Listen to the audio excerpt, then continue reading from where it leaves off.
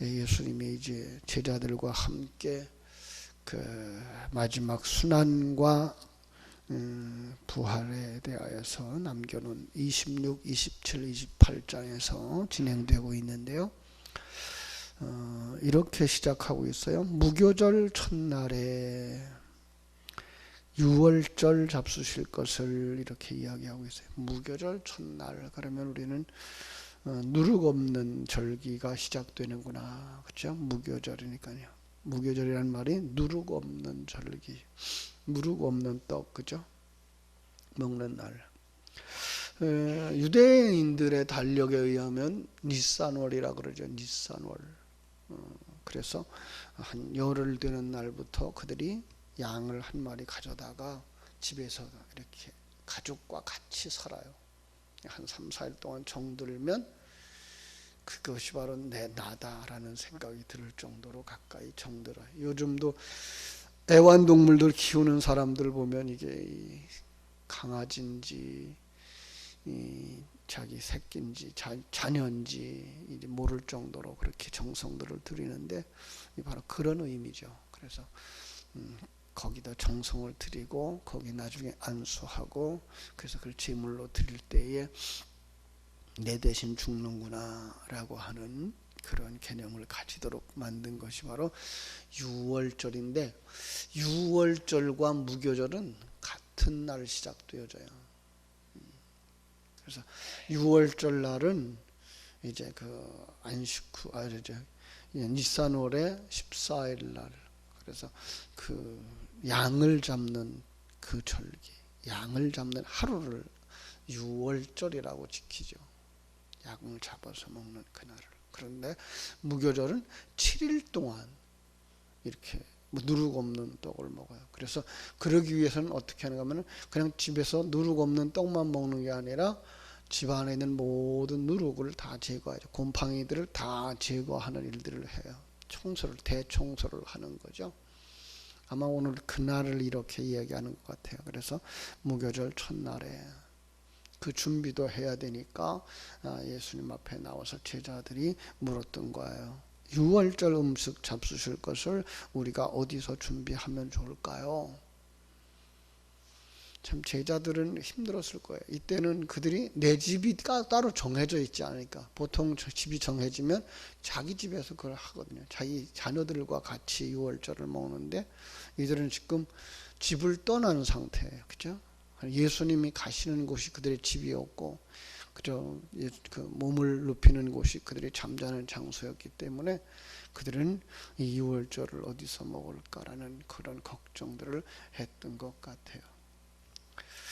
자, 그런데 대체적으로 그들은 시간이 아주 엄격하게 지냈죠. 저녁 해질 때부터. 그래서 해지기 전에, 지금도 안식일 전날 되어지면 그들은 이제 빨리 문을 닫으라고 호각을 불면서 다니죠. 그러면은 그들은 이제 씨름을 해가면서 그 해지기 전에 문을 닫으려고, 가게 문을 닫도록 애를 쓰는 이런 절기를, 그 습관들을 가지고 있는데 유월절도 그렇게 준비를 했던 거예요. 요한복음에 보면은요, 최후 만찬을 마치신 후에 예수님께서 밤에 어디로 가죠?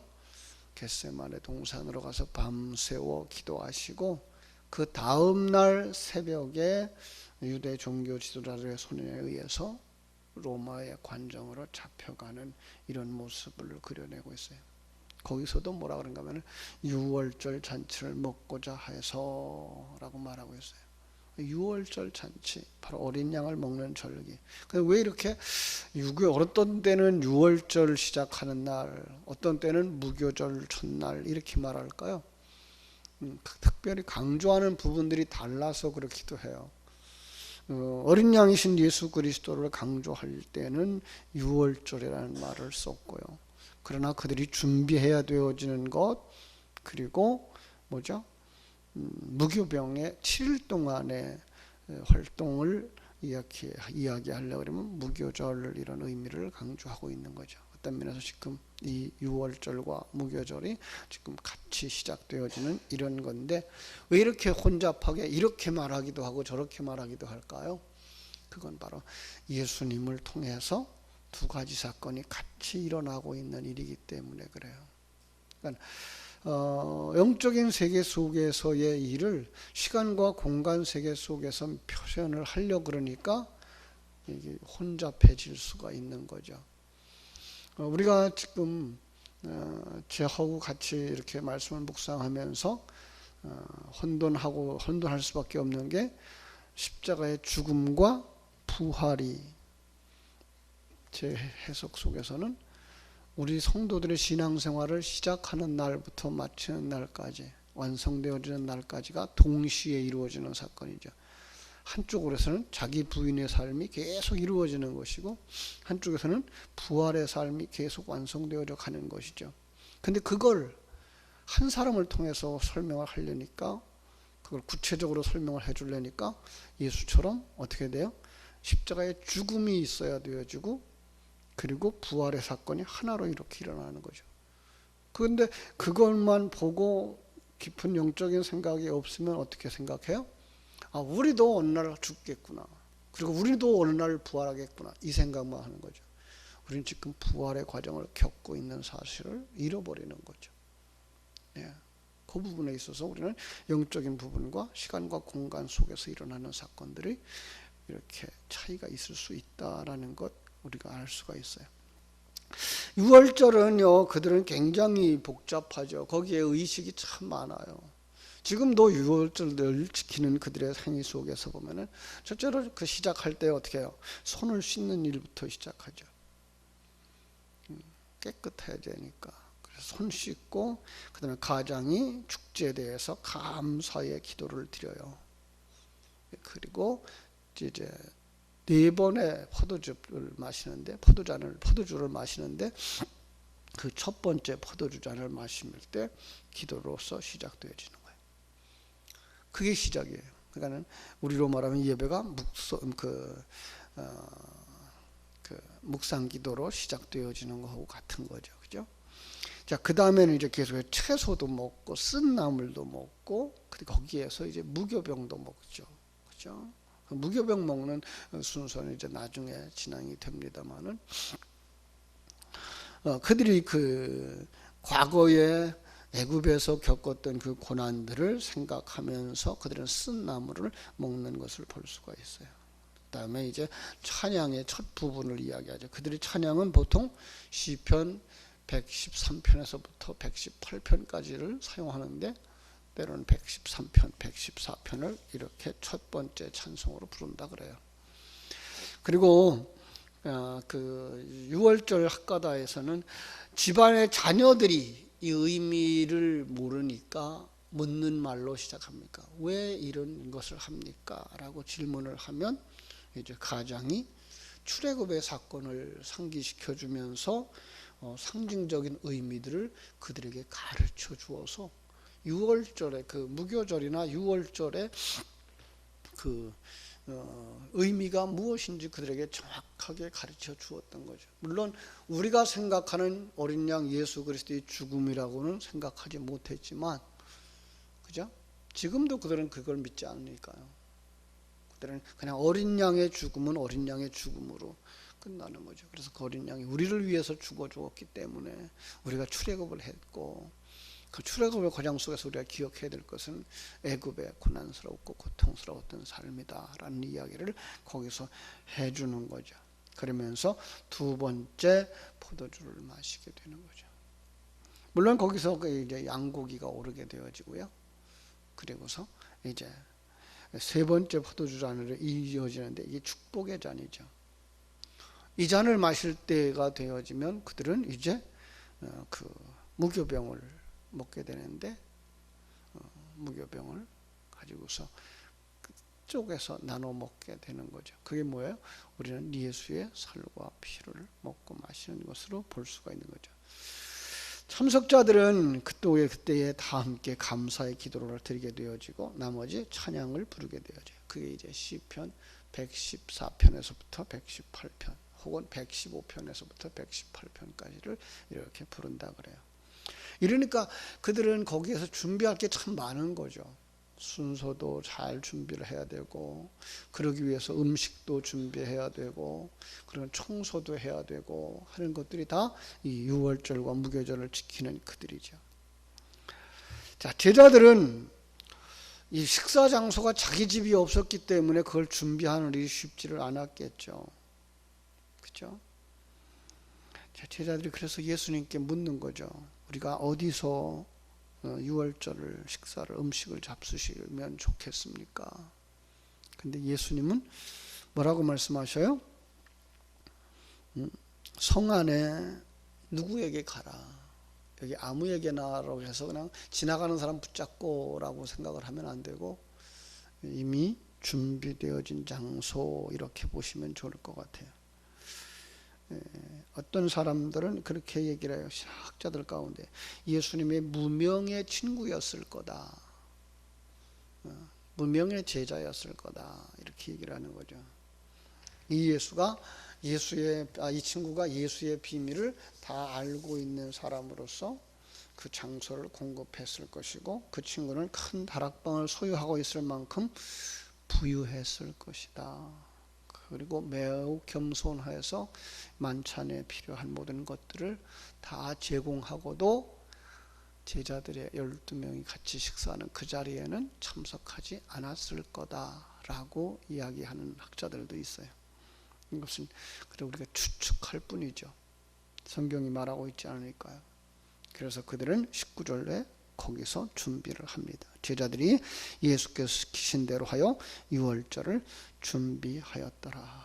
그렇죠? 자, 그래서 그냥 성만찬을 하시면서 즐거운 시간을 가졌으면 좋았을 텐데, 거기서 예기치 못한 선언이 나오죠. 뭐라고 나와요? 너희 중에 한 사람이 나를 팔리라. 자, 여러분, 이 성만찬을 하면서 왜 이 이야기가 나올까? 이게 한 사건으로 보지 말라 그랬죠? 어떤 사건과 어떤 사건의 시작점으로 보시라고 이렇게 얘기를 하는 거예요. 왜죠? 예. 유월절은요, 신앙생활의 출발점이거든요. 그 출발점은요, 옛사람의 죽음의 출발점이고요, 그리고 새 사람의 시작의 출발점이라고.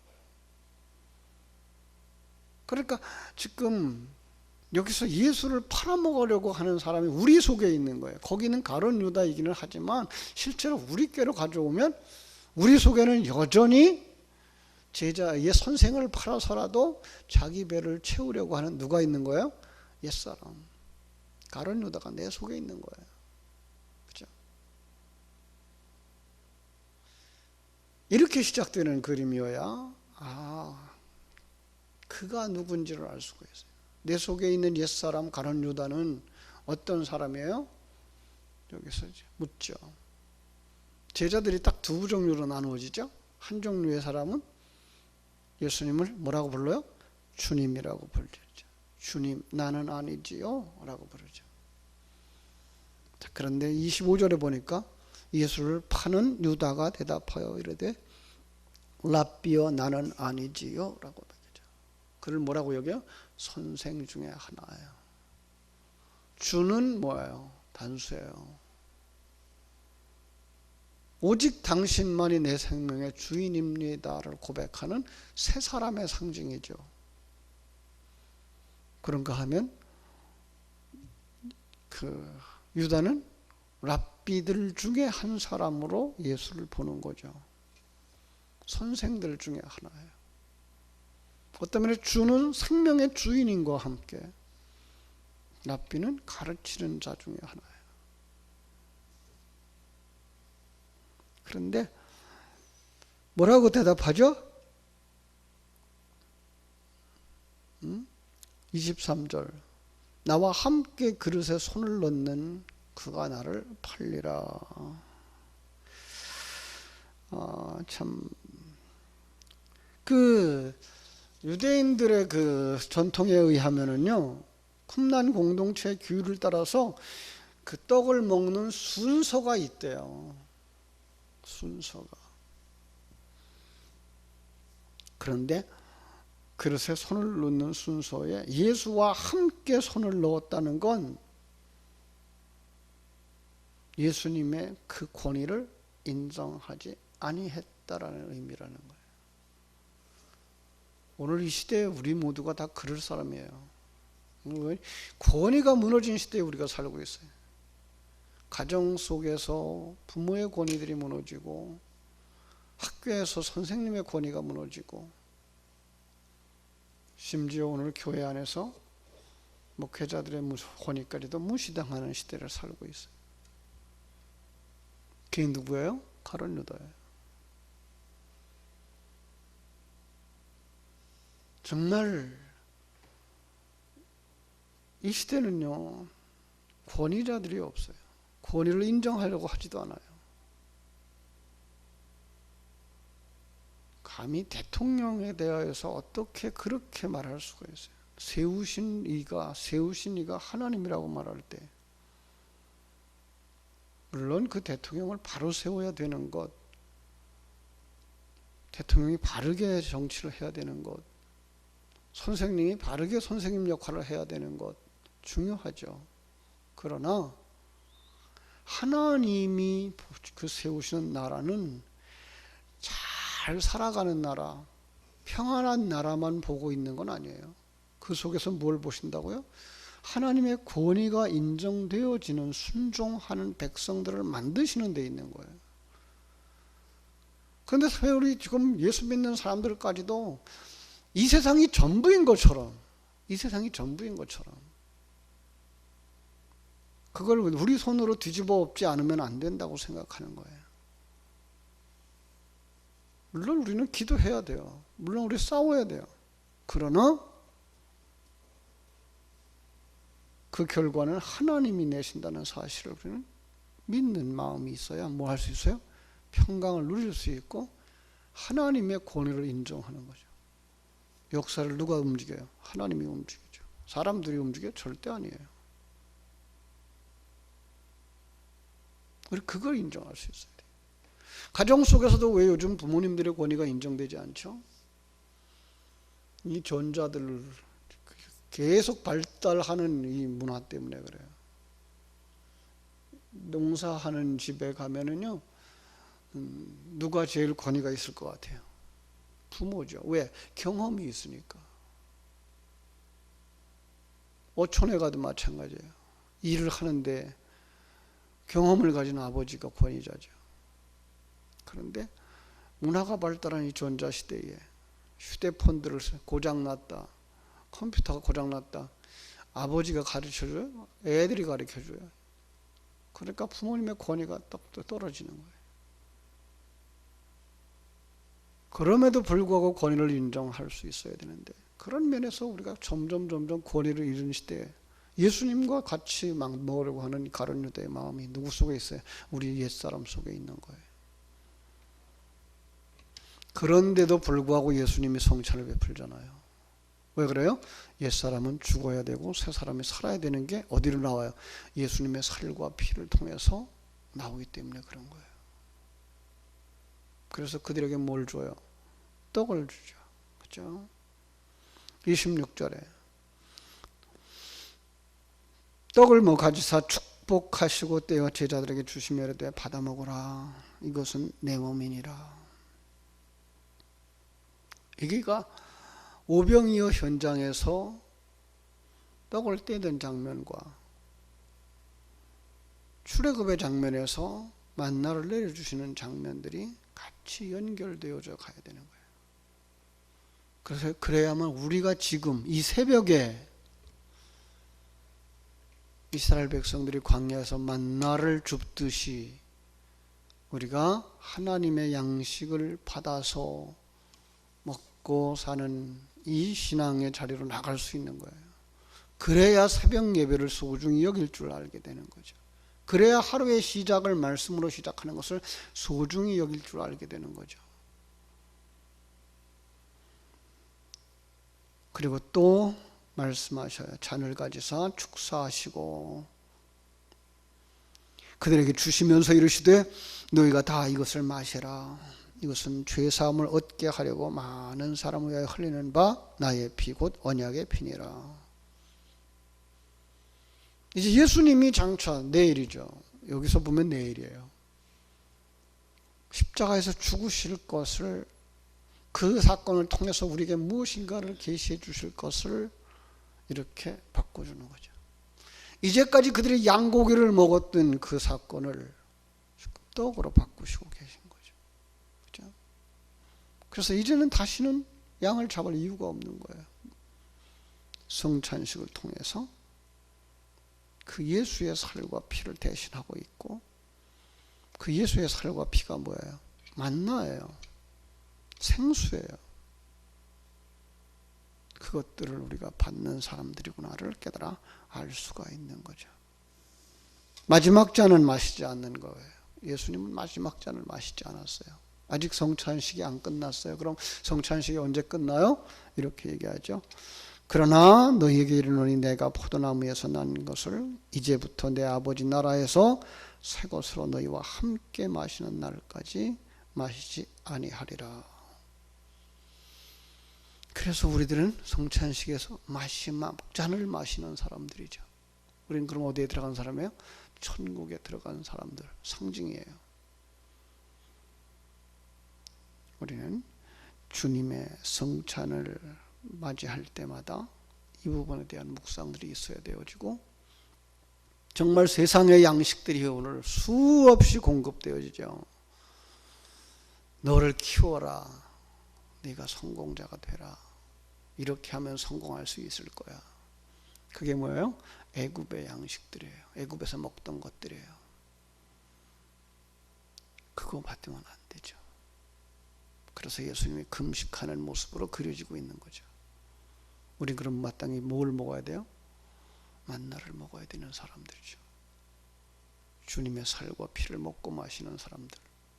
그래서 자기를 부인하고 자기 십자가를 지고 주를 쫓아가는 사람들.